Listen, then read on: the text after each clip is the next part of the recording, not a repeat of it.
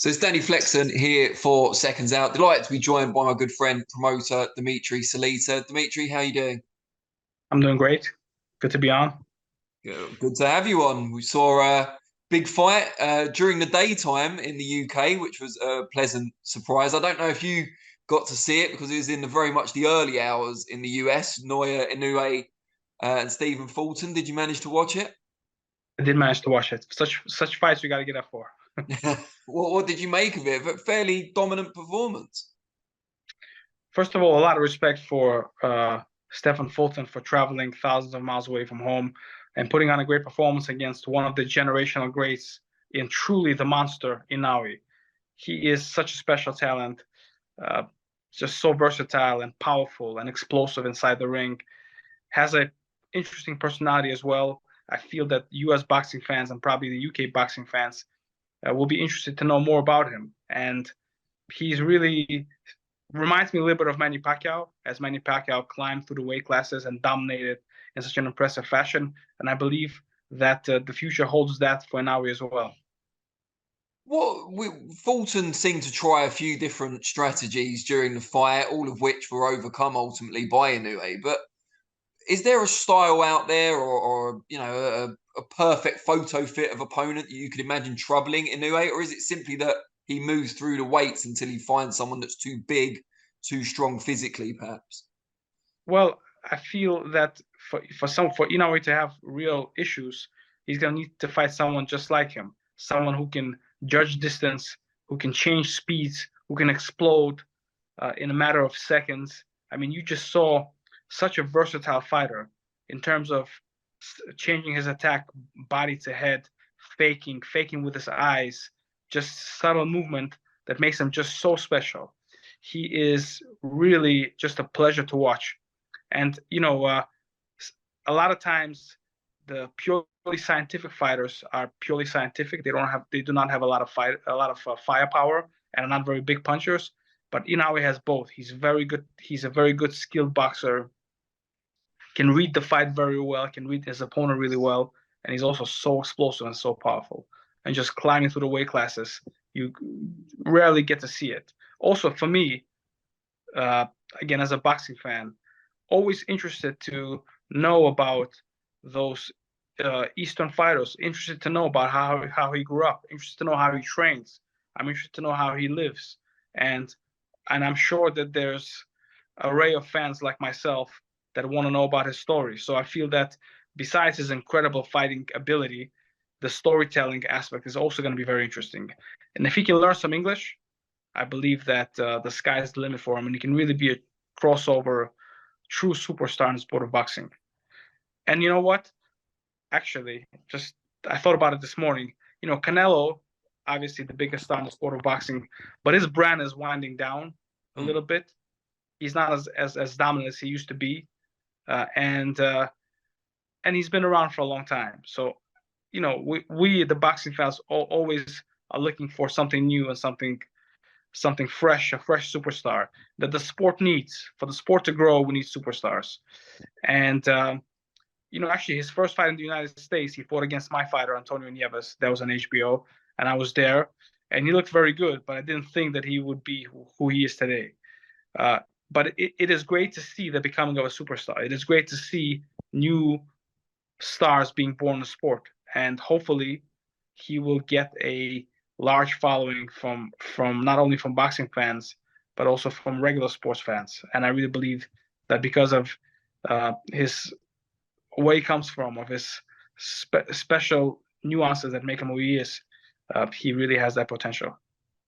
He's now a four-weight world champion, shows no signs of stopping anytime soon. We've got a huge fight on Saturday, of course, for all the gold at welterweight between Crawford and Spence. When that's all said and done, assuming it's not a draw or a hugely controversial, who would you rank as the pound for pound number one? Is it Inoue or is it the winner of the welterweight fight? Is the winner of the welterweight fight because both guys are at the peak of their careers. They've proven a lot more than Stephen Fulton has. And Inoue, I mean, all the respect to Stephen Fulton, not to take anything away from him. He's a very good fighter. But Crawford and Spence are great fighters. They're really, really good. And they're fighting each other at the peak of their careers. So the conversation about Inoue is we're just admiring how good he is and how much potential he has, but he still has not had that super fight. He still has not had that fight where people think, well, maybe there's a chance he can lose. I think there's very few people that thought that Inoue would have a chance to lose this fight, especially being away, him fighting at home and Fulton traveling thousands of miles away to Japan. So you have to have that rival to be able to make the world stop, and for the odds makers to say 2-1, 3-1, 1-1. So I really don't see that rival in that division, but I'm sure that he will arise, and that'll only take Inoue to the next level of a superstardom. Hopefully, that rival is from the United States or Mexico or Puerto Rico or the UK, one of the big boxing markets. And I look forward to watching him develop. I would say this: if he fights in the United States, obviously pending other things going on in my life, I would buy a ticket and travel to go see him fight. He's that interesting. I'm sure you won't need to buy a ticket, Dmitry, but I'm sure you'll get in. On Crawford Spence, though, and I'm not sure if we've already discussed this, but huge fight. Everyone's talking about it. Undisputed supremacy at welterweight, and as you've just said, the pound for pound #1 at stake also. Which way do you see it going? And is it something where you've changed your mind over as the fights come nearer? I have not changed my mind. I think that Crawford is going to rise to the occasion and show how great he is. And again, Spence is a very good fighter, but Crawford is on a different level. He's more versatile, more flexible, and I believe that he's going to tune it up, turn it up, and really put on a spectacular performance. All I've seen with Crawford is when the opponents are better, he gets better. And I know that both guys are coming to fight, so hopefully it'll be a classic, which is what the sport needs. It'll be very helpful. But I picked Crawford to be the winner.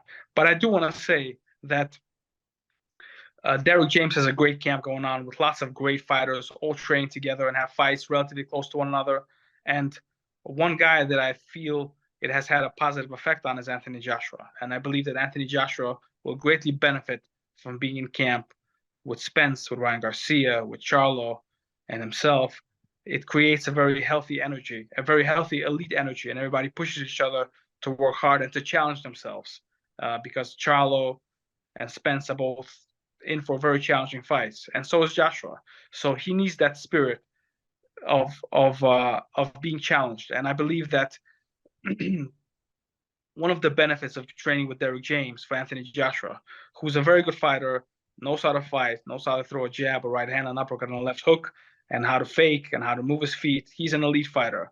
But what he needs at this stage of his career, as many fighters do, we know boxing's career is up and down and flows, and there's peaks and valleys, and he needs an atmosphere of competitiveness, of roughness, of do or die, of putting it all in the ring. And I believe that the mental aspect is going to have a very positive effect on him. I believe that all of his other trainers, most significantly, again, I don't know the details, but just as watching as a boxing fan, Robert McCracken, who's had him since he's a kid, did an amazing job training him and making him, a unified world champion, and being Vladimir Klitschko and being other world-class heavyweights. So Anthony won an Olympic gold medal. I mean, he knows how to fight. He knows how to fight very well. There's very few people in the world in the heavyweight division or any other division that know how to fight as well as Anthony Joshua. Anthony Joshua just needs to be mentally in a stage where he's looking to climb the mountain. He's been to the mountaintop, and it's very difficult, very difficult. Like Marvin Hagler used to say, it's very difficult to wake up in silk pajamas and go running, for 6 miles. So he needs the mental aspect. And I believe that with Charlo, with Spence, those are very rough, give it all type of guys that will have a very positive effect on Anthony Joshua. And as I said before, his body language from the Jermaine Franklin fight to this fight, to the press conference, is just different. I mean, just the way he speaks, the way he carries himself, looks like he has a lot of confidence. And I look forward to seeing that fight. Now, while various fighters could state their case to be the men's pound for pound #1, no such debate really exists in the female side of the sport. The GWOAT is aptly named. Clarissa Shields, who of course you work with, is I would say undisputed at this point, female pound for pound #1, achieved so much. What's next on the agenda for her? Well, we're pursuing several different possibilities. Yesterday, a major newspaper in South Africa wrote about Claressa Shields and our efforts to bring her to Africa. So that's moving along in the right direction, and we're having those conversations. Certainly a significant fight we would welcome, and whether it's Natasha Jonas, Cecilia Brækhus, or rematch with Savannah Marshall, all those are interesting and welcome to us. And we're just exploring different routes and what is best for Claressa. I do believe that there's a good chance that she'll be back in the ring before the end of the year against someone significant and something that will be interesting. Every one of Claressa's fights has been either breaking ground, something that's very compelling, and just to draw parallels, Claressa Shields, we talked about pound for pound, and Stephen Fulton and Inoue. Claressa Shields, comparable to Stephen Fulton, went to the UK, which is thousands of miles away from her hometown of Flint, Michigan, and beat her rival, who was at the peak of her career, who was very good. And I gotta say, Savannah Marshall is a very good fighter. Truly, she is a very good fighter, and much respect to Peter Fury, who has done a tremendous job with her. But from what I've seen in the fight with Franchon Cruz, the best that she's ever was in her good effort versus Claressa Shields, which was good, but it wasn't good enough to beat Claressa. But from what I saw in that fight, she just didn't show up. Maybe it was the weight, maybe it was too tough of a fight too soon, maybe it was mentally. I'm not sure, but she did not look close to being as sharp and as fluid as she was when she fought Claressa. With where Claressa is now in her career and what she has achieved, is it more about big events and making history than it is about the best competitive fight in the ring necessarily? Because there can't be that many boxes left to tick from an in-ring standpoint.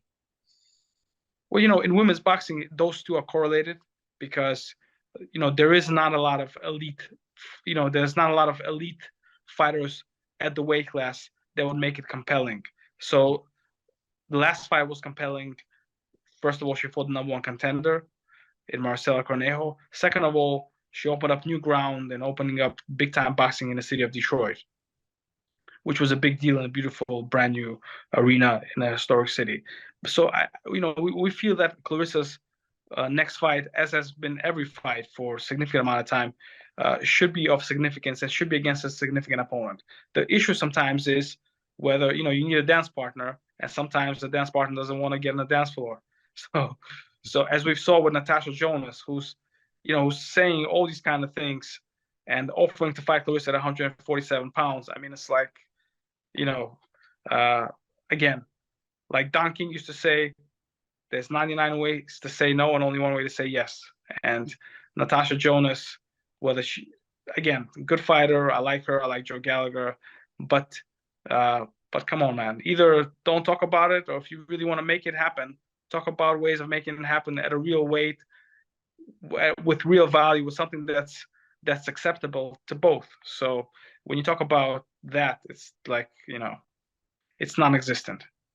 You said previously that any rematch with Savannah Marshall would have to take place in the US. Would the same apply to a fight with Natasha Jonas if a weight could be agreed?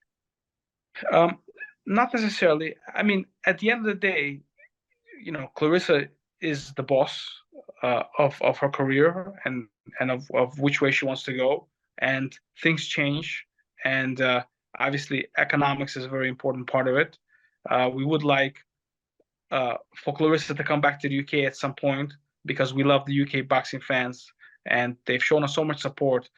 And fighting on a UK broadcaster, whether it's Sky or DAZN, is really significant. Or BT Sport, which we've never explored. No, but these are all significant big players in a sport of boxing, in a television world, and Sky gave Claressa so much promotion, so much respect in her last fight, in her last 3 appearances, really, because she's fought Emma Cozen in Wales. Then she came back in September.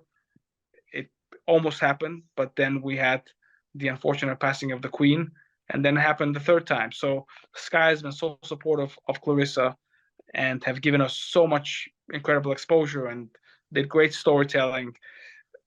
Like walking down the street, Clarissa gets recognized and people ask her for autographs in the UK, which is so incredible. So we'd like to come back to the UK. And I know Clarissa wants to come back to the UK. Savannah Marshall, obviously there's a real rivalry there that is very true. So if that fight happens, we'll see how it goes and how negotiations happen and what's best to make the deal. At the end of the day, as promoters, our job is to make the deal. Our job is to give the fighters the best opportunity to have the biggest fights and make the most money. And that's what we have to put forth to the fighters that we represent. So it has always been our goal to make the biggest and the best fights. And Clarissa, to her credit, not only for her own career, but for building legacy and driving the sport of women's boxing, from the very early stages of her career, when I started working with her, she said, Dmitry, make the biggest and the best fights. We need to make women's boxing a big-time sport. And through her journey, she has done just that. Every one of her fights, really. Excellent stuff. Dmitry, always a pleasure. Let's catch up again soon, and hopefully there'll be a bit more information on Clarissa's next move. Sounds great. I want to add one more thing. Go for it. Throughout this time period, randomly, but quite consistently, I've been getting text messages from different reporters and boxing fans and social media. Are we ever going to see Miller versus Joshua? And it is a fight that is very interesting to fans, regardless of what happens to Joshua, in the next two fights. And speaking to Eddie, he used to give a very straight no, but now there's some wave. I think that he's considering it. And I do believe that Anthony Joshua has only fought in the United States one time, I believe, right? Yeah. And that was not so successful.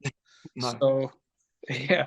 So if Anthony ever decides to come back to the US, I do believe that a fight with Jarrell, a real redo in Madison Square Garden, would be very special. Or Barclays Center, but probably Madison Square Garden. Well, I'm sure Joshua and Eddie will be watching this. So, let's see if that helps open communications. That would be great. Brilliant. Cheers, Dmitry. Take care. Thank you. Thanks. Speak soon.